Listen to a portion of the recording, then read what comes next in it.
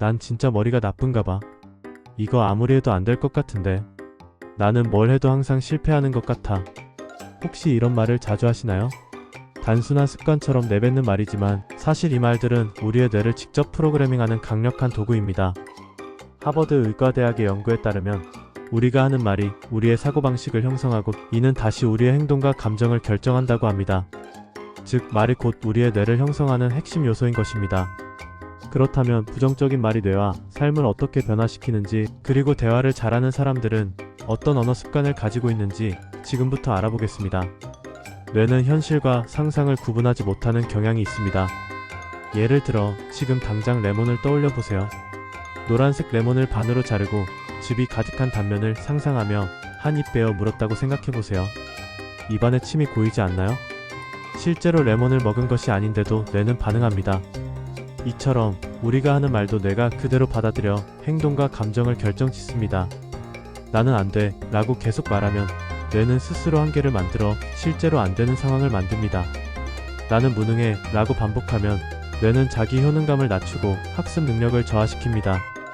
나는 이 사람 없으면 아무것도 못해 라고 말하면 뇌는 점점 더 의존적인 사고방식을 만듭니다.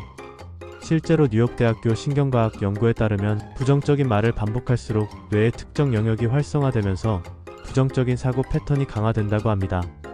즉, 뇌는 우리가 자주 하는 말을 현실처럼 받아들이고 그에 맞춰 우리의 감정과 행동을 조정하는 것입니다. 이 원리를 가장 잘 이해하고 활용한 사람 중 한 명이 바로 헨리 포드입니다. 그는 할 수 있다고 믿든 할 수 없다고 믿든 둘 다 맞다라는 유명한 말을 남겼죠. 우리의 뇌는 우리가 믿는 대로 반응하며 실제로 그 믿음에 맞춰 행동하도록 유도하는 것입니다.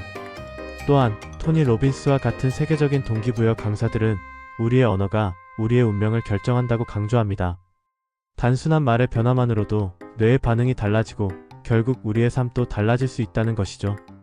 뇌과학자 조셉 루드의 연구에 따르면 스트레스를 받을 때 뇌는 논리적 사고보다 감정적인 반응을 먼저 일으킨다고 합니다. 즉, 우리가 나 진짜 못하겠어 같은 말을 반복하면 뇌는 스트레스 호르몬인 코르티솔을 분비합니다. 이것이 어떤 결과를 초래할까요? 뇌의 코르티솔 수치가 높아지면 집중력이 떨어지고 문제 해결 능력이 둔화됩니다. 계속되는 부정적인 말은 뇌의 의욕을 감소시킵니다. 자신감과 행동할 힘을 스스로 차단하고 결국 그 어떤 새로운 시도나 도전을 하지 않게 됩니다. 이런 내용은 아주 오래전 실험을 통해서 밝혀졌죠. 1960년대 스탠퍼드 대학교의 마틴 셀리그만 박사는 개들을 대상으로 한 학습된 무기력 실험을 진행했습니다.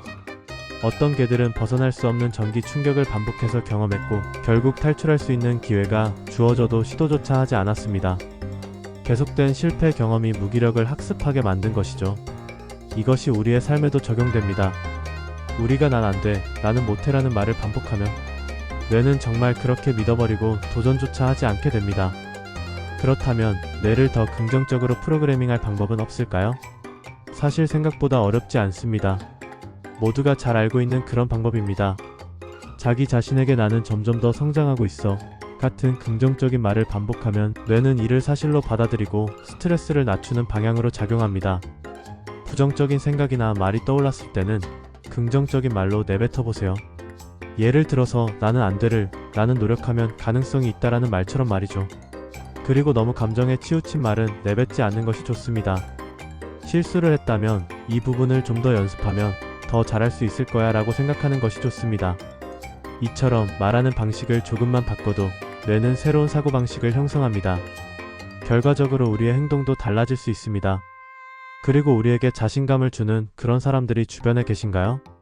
이들을 보고 우리는 이 사람 참 대화를 잘한다 라고 생각합니다.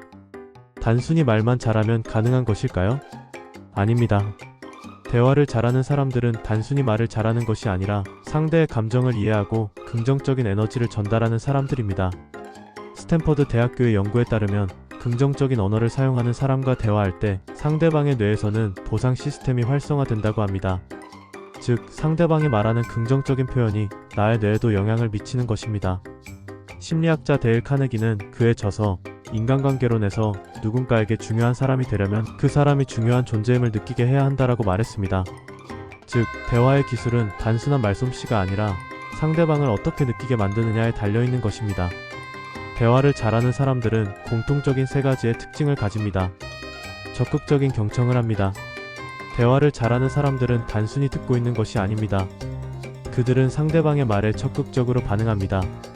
예를 들어 스티브 잡스는 회의에서 상대방이 이야기할 때 단순히 고개를 끄덕이는 것이 아니라 그 부분이 흥미로운데 좀 더 자세히 말해줄 수 있을까요? 라는 질문을 던졌습니다. 이는 상대방이 더 깊이 이야기할 수 있도록 유도하는 효과를 줍니다. 성공한 리더들은 부정적인 상황에서도 긍정적인 언어를 사용합니다.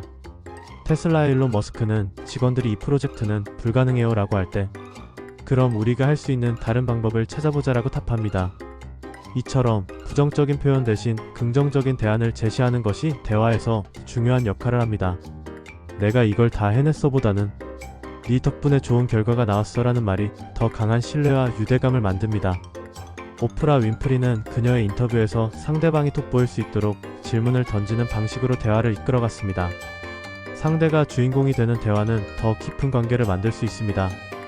또한 하버드 대학교의 연구에서는 긍정적인 언어를 지속적으로 사용하면 뇌의 전두엽이 활성화되어 더 창의적이고 논리적인 사고를 하게 된다는 결과가 나왔습니다. 즉, 우리가 어떤 말을 듣고 사용하는지에 따라 우리의 사고 능력 자체가 바뀔 수 있다는 것입니다. 뇌는 우리가 하는 말을 현실로 받아들입니다. 그렇다면 여러분은 어떤 말을 습관적으로 하고 계신가요? 오늘부터라도 조금씩 언어 습관을 바꿔보는 것은 어떨까요? 여러분의 생각을 댓글로 남겨주세요. 이 영상이 유익하셨다면 좋아요, 구독, 알림 설정 부탁드립니다.